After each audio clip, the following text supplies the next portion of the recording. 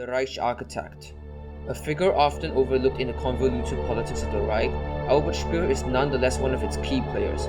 Architect by profession and personal friend of Hitler from the beginning of his rise to power, the war changed everything.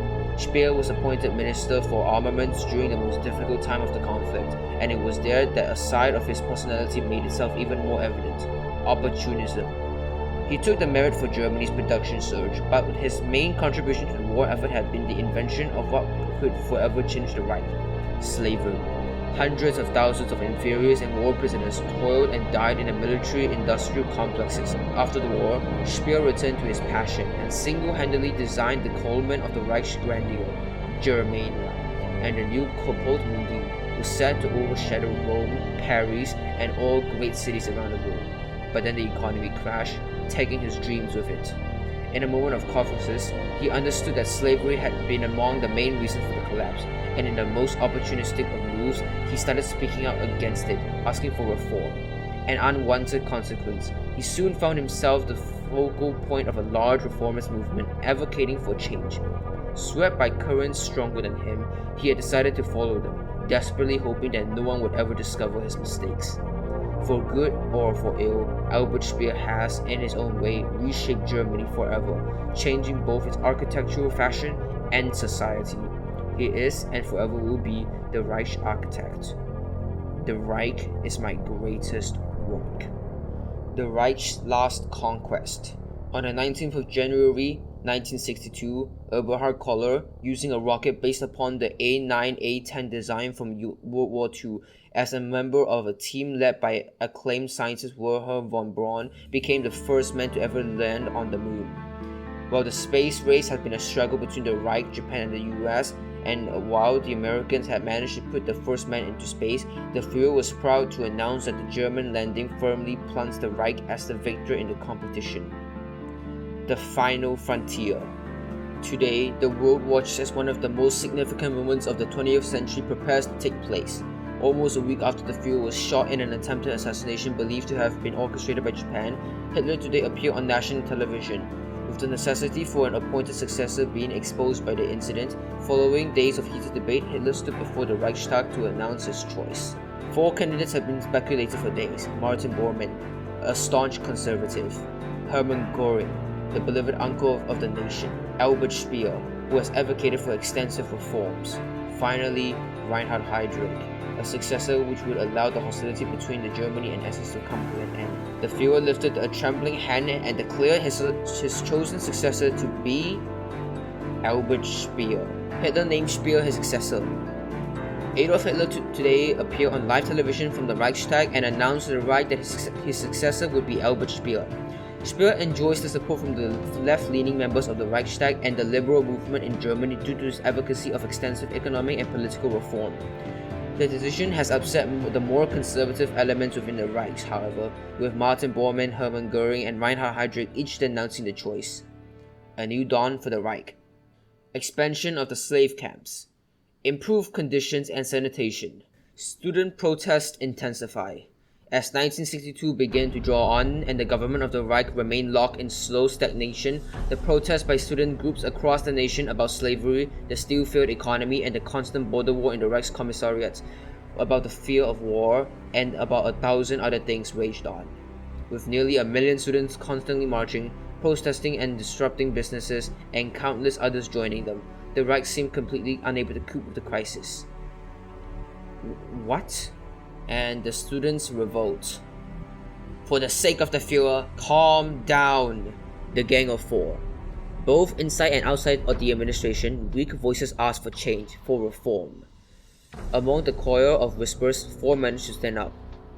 They are the Gang of Four. Kiesinger is a prominent member of the NSDAP with deep connections to many organs within the Reich. Ludwig Erhard is an extremely respected, outside of Germany that is, an economist, who had already predicted the economic collapse. Helmut Schmidt is an expert diplomat who joined the NSDAP mainly to cover the fact that he hates National Socialism with a vengeance. His ties to the American businesses would greatly help Germany. Henning von Treschow hails from the ancient Prussian warrior nobility and is, as expected, a general in the Heer. Disgusted with the state of the Wehrmacht, he wants to reform it along with the old Prussian standards. Germany needs to be saved from itself. Agent Kleiner Fuchs. Reinhard Gehlen, better known as Agent Kleiner Fuchs, is a secretive man, a quality that goes very well with his role. Among the countless agents working under him, one stand up. One he has taken the slightest bit of attachment for, Gerhard Wessel. Known in the field as Agent Vertus Ketchen, is a capable officer hailing from the Wehrmacht and has been Gehlen's protege for almost a decade, ever since he discovered his ability with analyzing large amounts of complex data and quickly devising plans and countermeasures. In a world of shadows, the one who rules over them is in charge, and in the Reich, all shadows, be they large or slim, grey or pitch black, swear their allegiance to Agent Kleiner Fuchs. Always use your cover names, it will save you. The SS is acting up. Root SS influence out of the civilian sector. Demands for women's right. Pay them lip service, promise vague reforms. The Kriegsmarine in decline. The funds are better used elsewhere. Unemployment on the rise. Start phasing out slavery. It's time to put the German people back to work. Military budget review. We will invest in the economy instead, the doctors called. Speer's blood was running cold. The dreaded moment had finally arrived. Dr. Brandt had phoned him in the early hours of the morning, claiming that Hitler had fallen into a coma. The final curtain is falling. Protests reach new heights. The people have a right to protest. Make sure that they're safe. The Autobahn Renewal Project. A tragic oversight that we will repair. The economic mess. Ludwig Erhard had some fascinating ideas. Veterans demand their share. Times are different now. Autumn. He lies catatonic on his deathbed, alone except for his physician seated aside. Outside the room lie 100 million souls in terrible waiting, yet his consciousness is an empty bliss beyond this world. Behind the silver luminance left in between the curtains, he sees the Volkshalle bathed in sunlight. He stares at the dome for some time, trying to remember Deutschland before he hears a whisper, the only voice he truly ever loved. He shifts in his gaze for a fleeting moment. She is here, her apparition fading. He whispers his last words, a single tear welling in his eyes. Viva? There was no sound for a while except the faint serrating of oak leaves and the chirping of barn swallows. The news of Adolf Hitler's passings come after 1 hour of peace. There would never again be silence for the children of Germania. Farewell. Reichsminister, Speer's secretary burst into the room. I've just been informed that the Reichstag met today to discuss Hitler's death. The emergency council refused to legally pronounce you as the Fuhrer. They said it was a time for mourning, not ceremony. Speer shot to his feet with a curse. His mind was racing faster than ever. It was time to fly west. Never send to know for whom the bells tolls. It tolls for thee. Hitler has died. The Reich mourns. A funeral for the Fuhrer.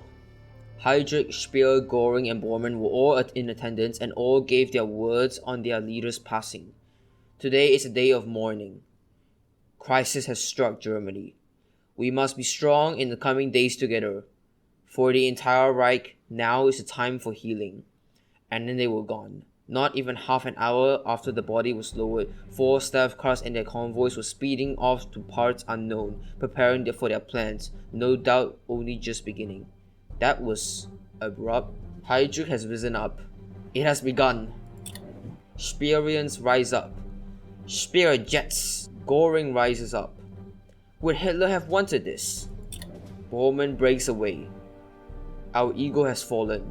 Gott heile uns. The civil war begins.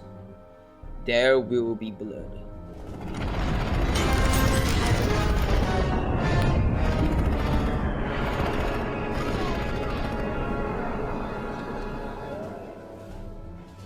It is thus necessary that the individual should finally come to realize that his own ego is of no importance in comparison with the existence of the nation.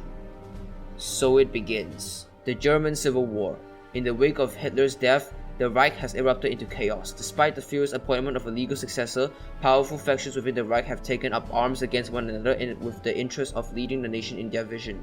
The end of the Reich, surely. And now we have all of this to manage. So we are Speer's Germany right now in a small pocket in West Germany, and then there's Heydrich's Germany in East Prussia and the Rhineland, Bormann's Germany in Austria, and Göring's Germany in the east and the north.